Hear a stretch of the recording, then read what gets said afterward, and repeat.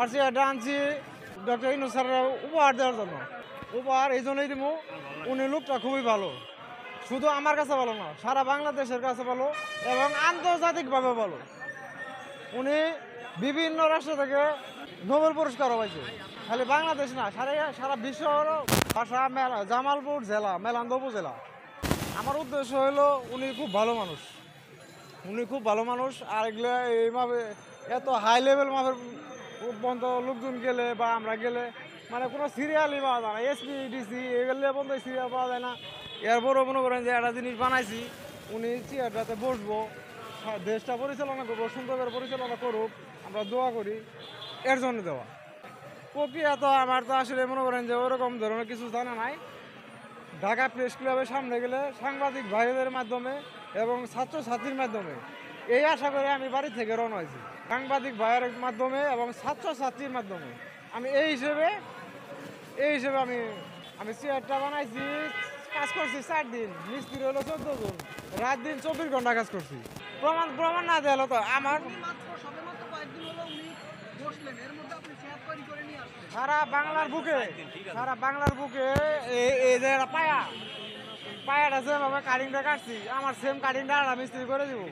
এটা আছে না 10টা চেয়ার ই দিব, বোনাস দিব 10টা চেয়ার কাঠ মিস্ত্রি।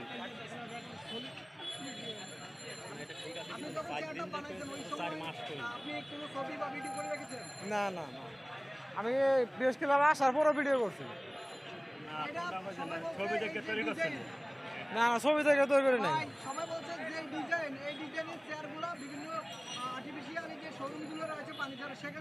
এটা শুধু মাথা যতটুকু ধরছে ততটুকু দিয়ে কাজ করছি, কোনো কেনা লগো নাই, কোনো ফর্মাও নাই।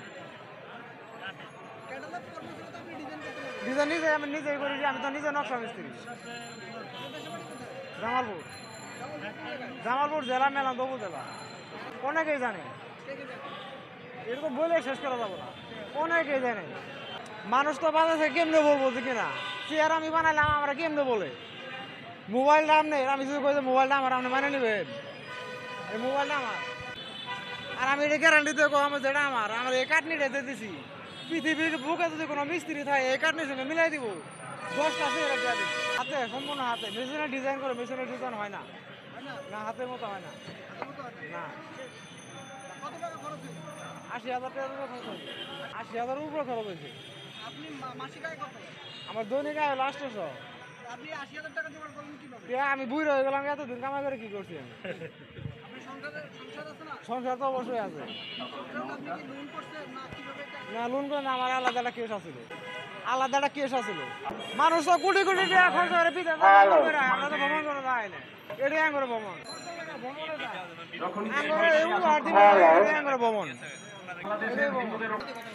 উনি দামি চেয়ারে বসে না, কিন্তু উনি যে মাপের লোক, আমি তো ওই মাপের বানাইতে পারি না। ওই মাপের বানাইলে আরো গর্জিয়াস করে বানানো লাগবে। আমি আমার সাধ্য মতো করছি, ওনার ব্যক্তিগত ব্যাপার। উনি যদি চেয়ার না নেয়, গ্রহণ না করে, আমার ভালোবাসা না নেয়, তাহলে ওনার ব্যক্তিগত ব্যাপার।